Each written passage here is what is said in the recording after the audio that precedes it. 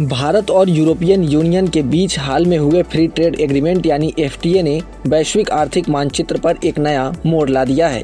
यह मोड़ पाकिस्तान को भी अपने प्रभाव में लाने की रणनीति के रूप में देखा जा रहा है।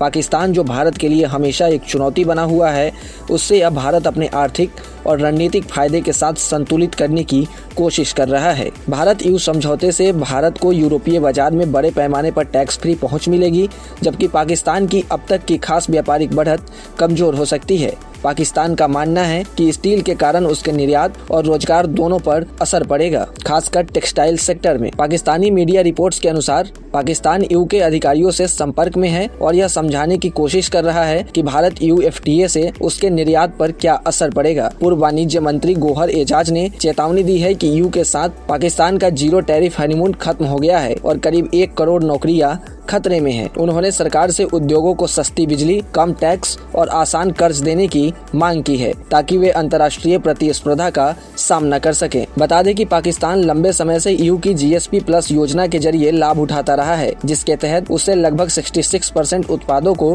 बिना टैक्स के यूरोप भेजने की सुविधा मिली थी। इस योजना के कारण पाकिस्तान को टेक्सटाइल और रेडीमेड कपड़ों में भारत पर बढ़त मिलती थी। हालांकि भारत का टेक्सटाइल निर्यात भी मजबूत रहा, लेकिन इस FTA के बाद भारत को यूरोप में टैक्स फ्री मार्केट मिल जाने से पाकिस्तान की यह बढ़त लगभग खत्म हो जाएगी। साथ ही GSP+ सुविधा दिसंबर 2027 में समाप्त होने वाली है। इस मामले पर पाकिस्तान के उद्योग जगत ने भी चिंता जताई है। पाकिस्तान के विदेश मंत्रालय ने भी इस मुद्दे को EU के साथ लगातार उठाने की बात कही है। दूसरी ओर भारत EU FTA के लागू होने से भारत के लगभग 95% लेबर बेस्ड प्रोडक्ट EU में टैक्स फ्री पहुँच पाएंगे, जबकि यूरोप से आने वाली लग्जरी कारों और वाइन पर टैक्स में भारी कटौती होगी।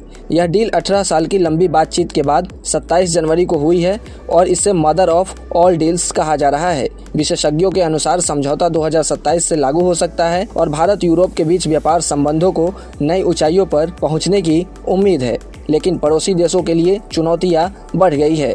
ऐसे ही तमाम अपडेट्स और शेयर मार्केट से जुड़ी तमाम जानकारी के लिए आप बने रहें गुड रिटर्न्स डिजिटल के साथ।